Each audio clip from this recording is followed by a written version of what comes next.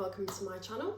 My name is Lucy and today I'm going to talk to you about cystic fibrosis-friendly bath toys.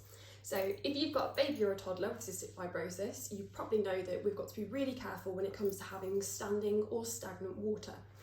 Most of the time this affects things that we do outside, but actually the bath is one place where we have to be a little bit extra careful. Now this is just my opinion and what we do in our house. Feel free to make up your own mind and contact your own clinic teams to work out what works best for you.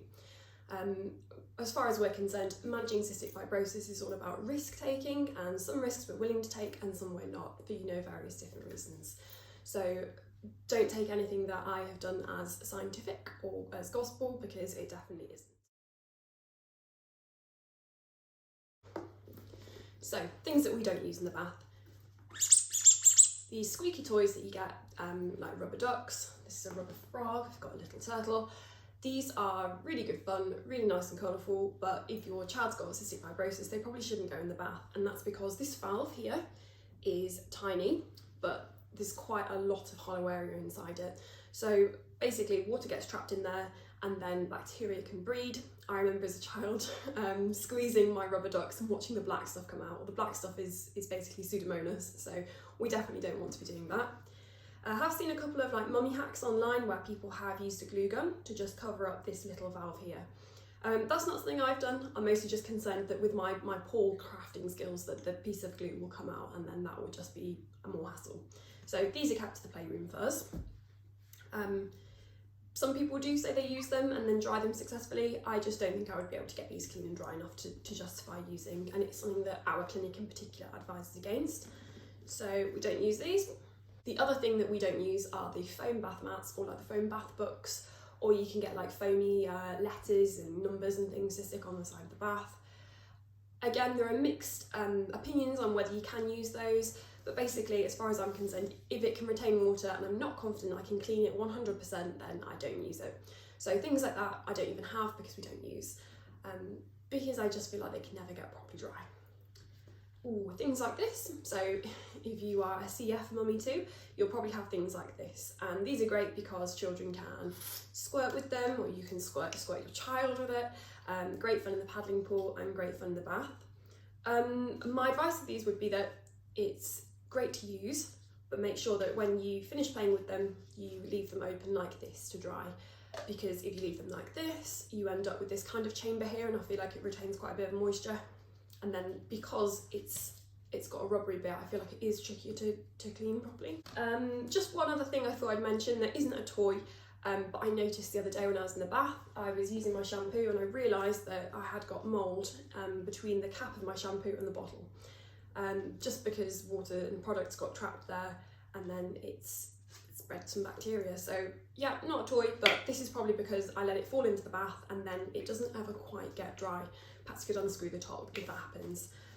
Just noticed that my baby bubble bath and my baby shampoo has got the same kind of valve at the top, so I'm just going to make sure from now on that I keep this well out of the way so that the whole thing doesn't become immersed. Okay, let's get on to the good stuff. Let's get on to the toys that I do use in the bath. So bath time is a great time for child and toddler and baby development. They often relax, it's often quite a fun time, unless you're going through one of those phases. And it's an opportunity to give them, a whole different array of toys, or toys that they would normally use and be able to use in different ways. I definitely don't want cystic fibrosis to kind of take that enjoyment away from my little boy. So all the things I use are pretty much one piece, one part. That's because as soon as you end up with multiple moving parts, or bits that twist on and off, you end up with little chambers that can retain moisture or water. And to be honest, a lot of the things like the bubble machines and things, they're just impractical to clean. I prefer things that I can either just sterilise or stick in the dishwasher, things that it's really easy to clean. So, favourites. These are little shark boats, and these are Harry's absolute favourites, both in and out of the bath. These ones were just £4 for £1 from Poundland, and they are really good because they have got little holes at the top for drainage. Scoop up the water, they float on the baths, the little dorsal fin sticks out, absolutely loves them, great toy. You can still retain a little bit of water here, but just make sure you turn them over when you finish with them. Okay, Things like buckets and spades, all things like that which are made of plastic because they're so easy to wash, so easy to clean. Dishwasher, done. Okay, so the next thing I've got are these eggs, and I've got quite a few of these. They came in a set together so children can put things inside them, match them, look at the colours. These are really good for the bath, even though they're not designed for that, because they have got these little drainage holes in, so that means that they're not going to retain any water. The only warning with these was that it came with this little chick, so you're supposed to put it in an egg and get your child to guess which one it's in. The thing is that chick is kind of like a ping pong material, and it has got a little tiny hole in the bottom, so this is a no for the bath. So chick can stay in the nursery, but the eggs can make an appearance in the bath.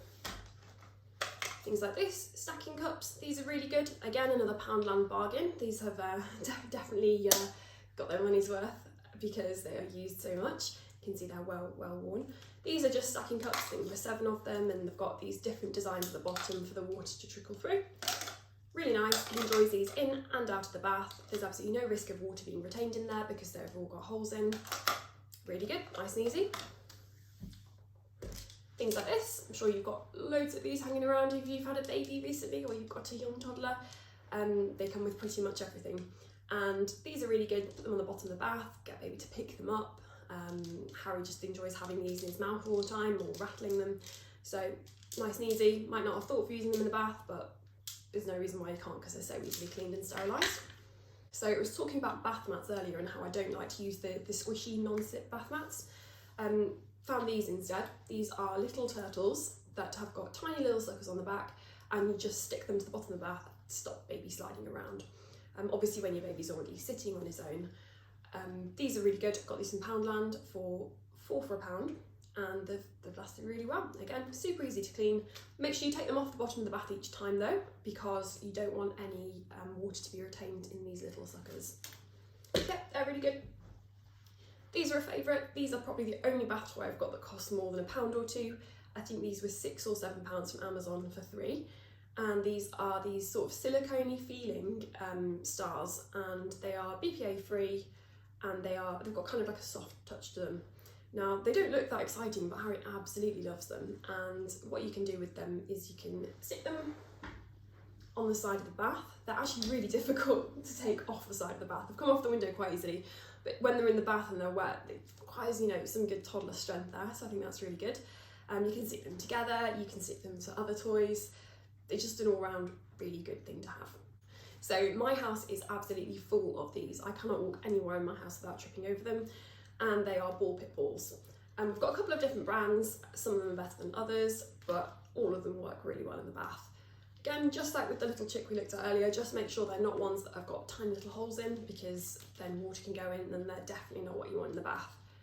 But these are okay. These can survive some significant squishing. Just make sure you check them and don't hear a rattle for water being trapped inside. And then last but not least, we've got just like jugs and things. This is just a jug to rinse Harry's hair after he's had shampoo on. Isn't a toy, but just a kind of an advisory here. Just make sure that you store it upside down so that, again, the water drains out completely every time and it can air dry. If ever you do end up with a bit of water in one bottom of one of these, or perhaps you can have potential to get a little bit of water trapped in toys like this, don't panic. If you use plastic toys, it's really good because you can just put them in the dishwasher straight away. Okay, that's everything I've got for today, so thank you for watching and I'll see you next time.